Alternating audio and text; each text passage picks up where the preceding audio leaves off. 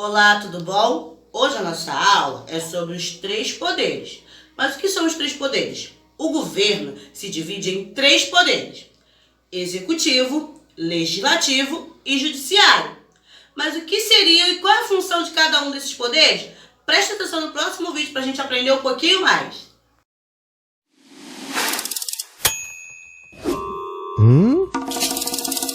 Você já deve ter ouvido muito brasileiro falar que político é tudo igual. Todo mundo rouba, que a gente não sabe votar, que a gente não tem memória. Mas quem é o brasileiro? O brasileiro, meu amigo, é o João. O João não lembra em quem votou nas últimas eleições, mas vai votar de novo esse ano. Em qualquer um, claro, porque ele acha que todos são iguais. João não é muito chegado em política, e por isso vamos explicar para ele como funciona o sistema político brasileiro. Esse é o Brasil, terra de João. O Brasil é um país que se divide em três esferas: a federal, que engloba todo o país, a estadual, que diz respeito aos estados, e a municipal, que são as cidades. Além das três esferas, existem três poderes que as administram: o legislativo, o executivo e o judiciário. O poder legislativo é aquele que redige e vota as leis. O executivo é aquele que as executa, ou seja, divulga as leis e as aplica. O judiciário é aquele que julga quando a lei não é cumprida. Ao mesmo tempo, um poder fiscaliza o outro. Em cada esfera, o poder é exercido por pessoas diferentes. O legislativo é representado pelos deputados federais e pelos senadores no país, pelos deputados estaduais nos estados e pelos vereadores nas cidades. O poder executivo é exercido pelo presidente da República no país, pelos governadores nos estados e pelos prefeitos nos municípios. O poder judiciário é exercido pelos tribunais federais, pelos tribunais estaduais e pelos juízes. Portanto, para que uma lei passe a afetar a vida de João, o que acontece é o seguinte: o legislativo cria a lei e a aprova. O executivo a publica e fiscaliza sua aplicação. E o judiciário está lá para fazer João pagar, caso ele não a respeite. Então, é assim que as coisas funcionam. Entendeu, João? Não, né? Tudo bem. Assiste o episódio 2 que a gente te explica melhor. Até lá! Olha o João aí de novo. Nossa, cara, eu já tava achando que você não viria. No episódio passado, você pareceu meio confuso. Tá confuso ainda? Fica tranquilo. Hoje a gente vai falar só sobre o legislativo. Assim dá pra você entender melhor, pode ser?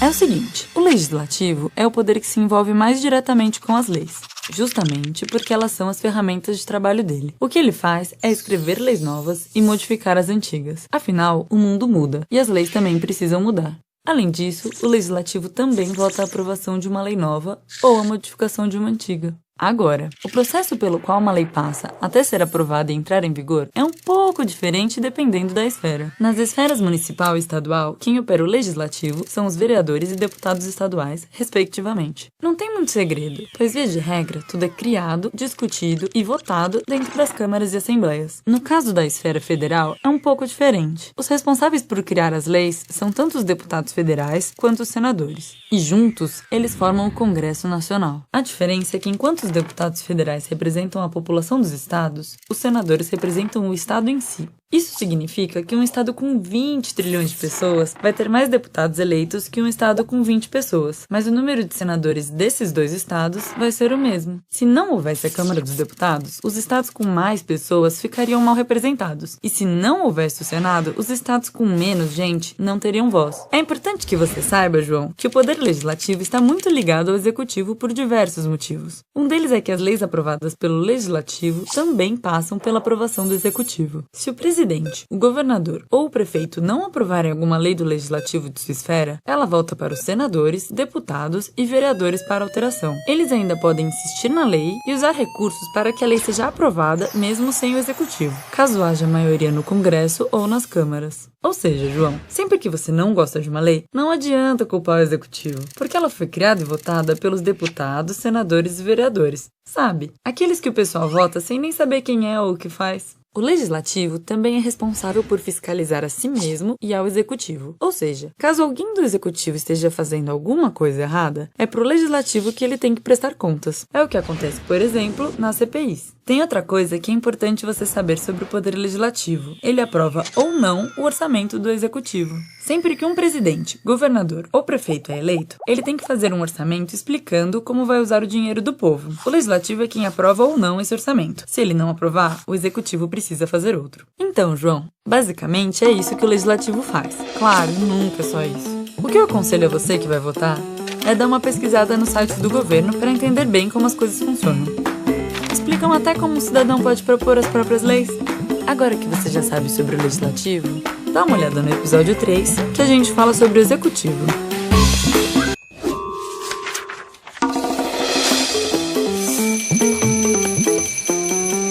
Oi, João. Tava dormindo, né? Bom, toma um café e vamos lá. Hoje a gente vai falar sobre o executivo. Você lembra que o executivo é o presidente, os governadores e os prefeitos, né? E você também lembra que esse é o poder que veta, sanciona e publica as leis. Mas não é só isso que ele faz.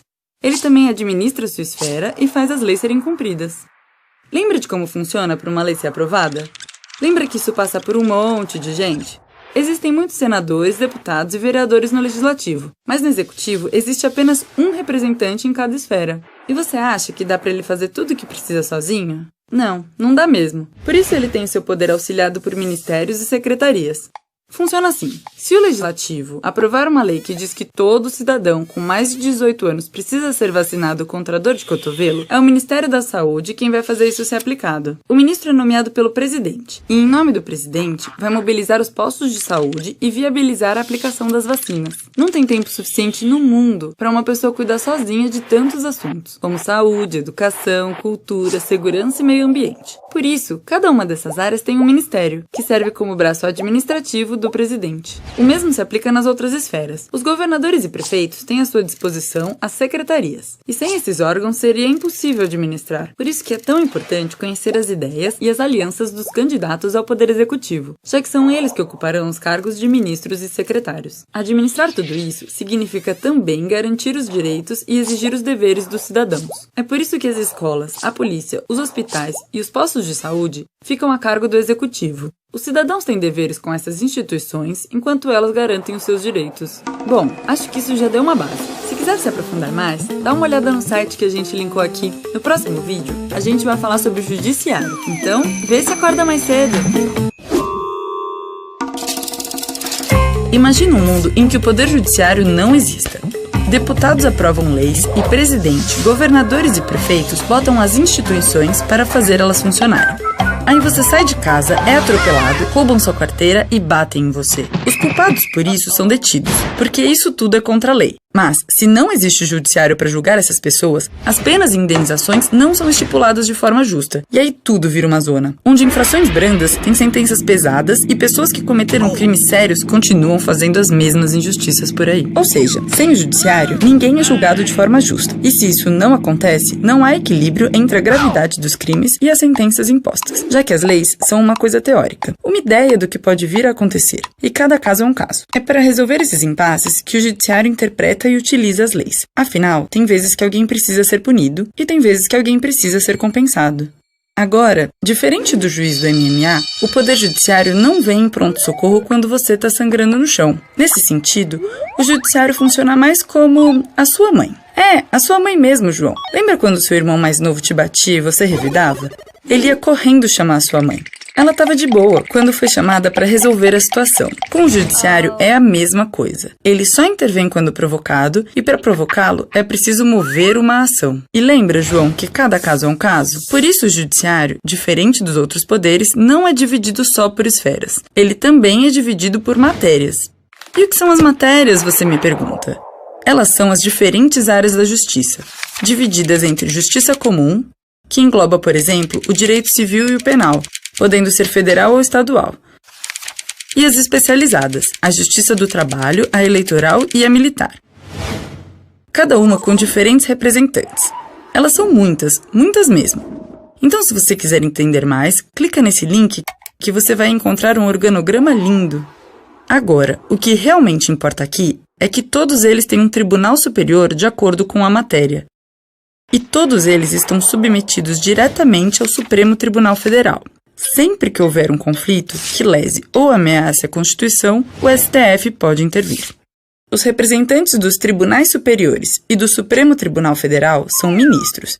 E, diferentemente dos outros cargos do Judiciário, que são preenchidos através de concurso público, eles são escolhidos pelo Executivo e aprovados pelo Senado. Exatamente, João. Não existe votação popular para o Poder Judiciário. Trabalhando junto com ele está o Ministério Público, que não faz parte de nenhum dos três poderes. e que tem essa autonomia justamente porque é o órgão responsável por preservar os interesses da sociedade no caso de uma injustiça concreta ou em potencial. Ou seja, é ele um dos principais provocadores do Poder Judiciário, colhendo denúncias, investigando todas elas e propondo uma ação se isso for necessário. E para garantir o direito à orientação jurídica e defesa de quem não tem condições de pagar, existe a Defensoria Pública também. Então, João, esse foi o último poder que faltava.